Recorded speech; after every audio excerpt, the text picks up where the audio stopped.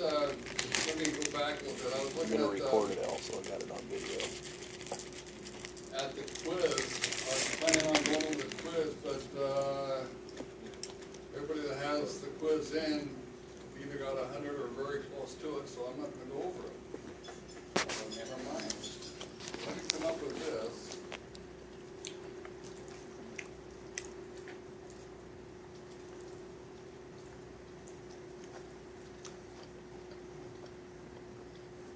Let me download it first.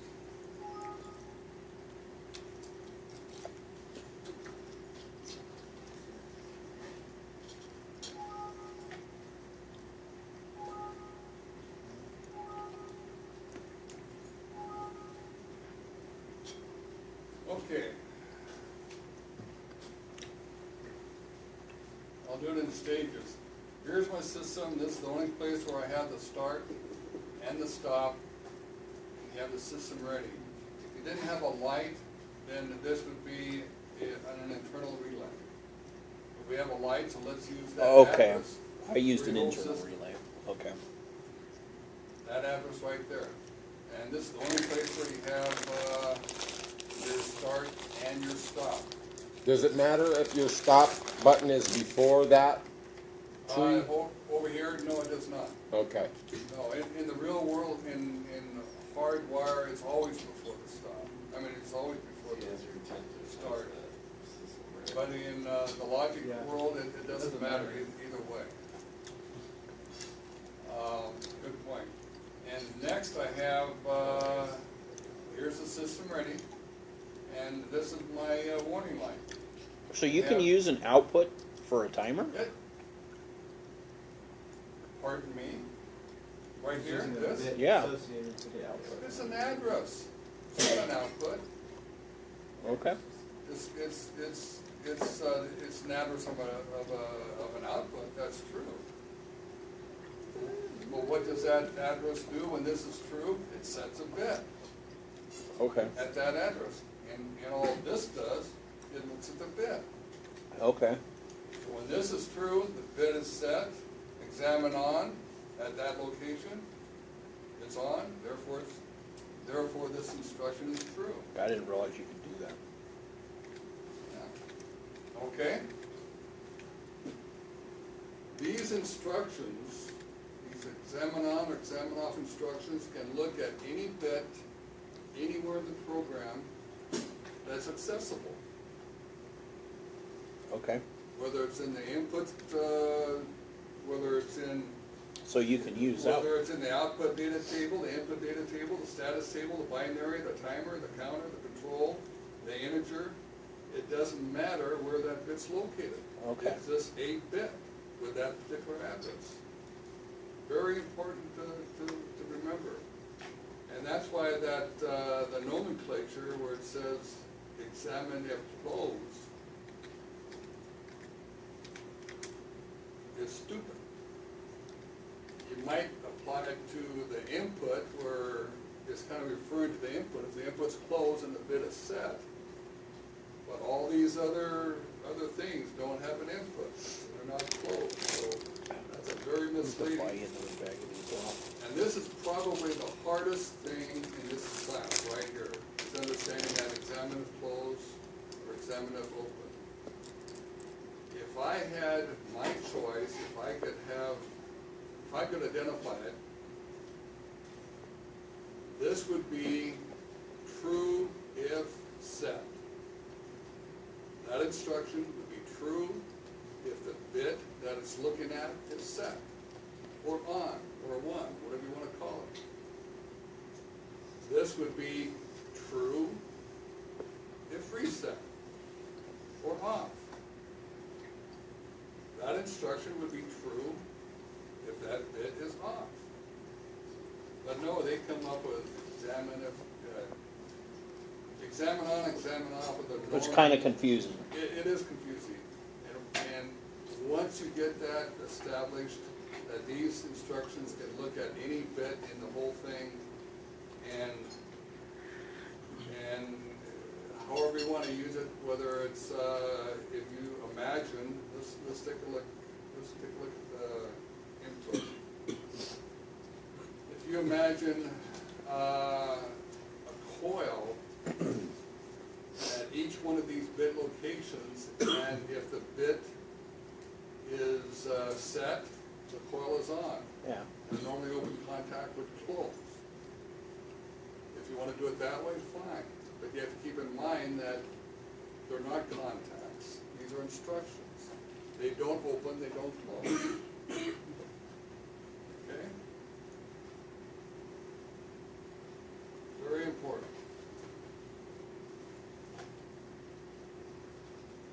Okay, here I have, this is my warning light timer. This is the 5 second.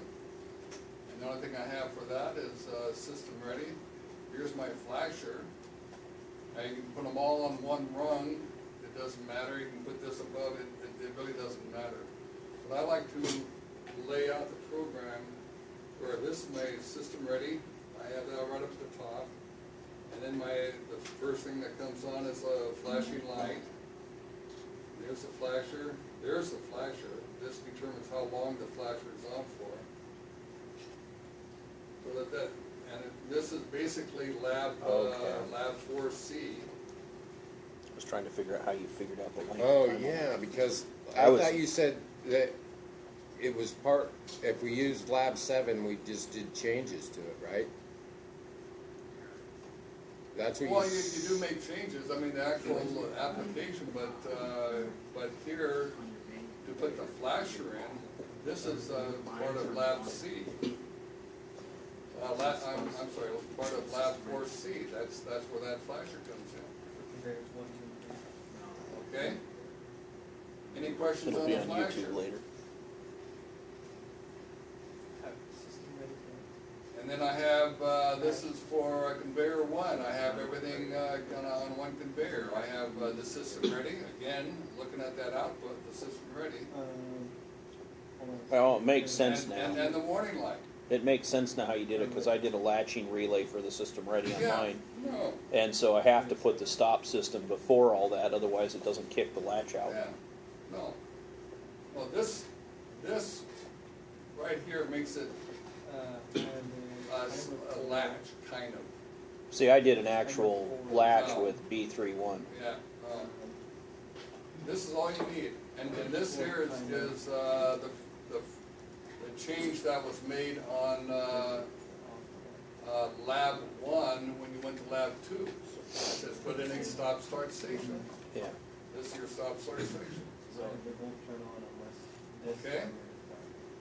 Coming down into, here's what I have for conveyor. I have the system ready, I have the warning light, and that starts the whole shoot map. I have it on one rung, where, of course, that's been reset, and the done bit for the off-delay timer. So when this is true, this is reset to 0 and the done bit is set, and that goes through and turns on the light. So let's, I'm turning on 9. Let's go back up to here. I'm turning on 9 to signify the 3 normally closed E-stops. And the 1 normally closed stop on your stop-start station by conveyor 4. So if you push any one of those, that goes false. Okay. Now the momentary start, I just point like that. Here's the system ready. Here's my warning light. There's 3 coming on. Except yours has 4 on for some reason. I'm sorry? Well, you have 4 lights on. Well, 1 is the warning light. Oh, okay. One's the system ready. Yeah. Gotcha. Yeah. I'm sorry. No, that's right. System ready is 0. The system ready light. I'm following. Okay. And that's turn that on. So I have this for conveyor 1. I have the same thing for conveyor 2. I have the same thing for conveyor 3. Now on conveyor 4, it's going to conveyor 4 with an internal bit. Knowing that when this system comes on and the timer times out, these are going to go on.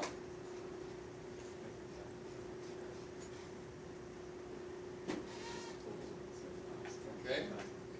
So that's all I have for ready for widgets to leave staging area. That's my little definition there. When that happens, Just like crap. are you taking pictures of this? When that happens, this is what you want to do. You want to reset the timer. You want to move a different value, 100 into the preset value for timer 6. Same thing for timer 7. Hey, you guys. Same thing for timer 7. And then make it a one-shot there, so it does its thing, and then that's it. And then for conveyor 4, I have basically the same thing, except now I have an internal relay saying we're ready for conveyor 4. At the end of that, I have the counter for 4 and 4 turning off. That resets all the conveyors, and it moves 50, the value of 50 back into your flashers. Just go back up for a second. So how does that work? And I have system, if the system's not ready, it's going to reset everything. If I go, if there's 9, system's Okay. not ready, everything's reset. Now that seems like a bad idea, because what if you're in the middle of process and somebody hits the e-stop, then you've just killed all your counts. That's the whole idea. You want everything to stop. You don't give a damn about the counts. You want the converters to stop. Yeah, but you could save your counts with the conveyor stopped. Yeah, that's true. If I'm on a production assembly line and I'm counting thousands of parts, I don't want to to have 10,000 part run, have 4,000 parts in there, hit the e-stop, and bam, it just wipes all the numbers. And now I've got Yeah, another you have a point. additional 4,000 parts after You- the second production. Yeah, you do have a point. That seems And- like a bad and- idea, And that can be modified to accommodate that. because the counter doesn't matter. The counter isn't going to make Well, any but the difference. counter is what drives everything. Yeah, but when you reset it and you start the system back up, the counts should remain the same as they were, and they'll reset accordingly when the number of parts, correct part. I've worked in an assembly line, so I know how this No, works. I understand what you're saying, Jason, and you're right, it's a very good point, and there's ways to get around that. But not on this test. Well, not on this, not on this end. Jeez. Yeah. Oh, almighty. Yeah. I know, right?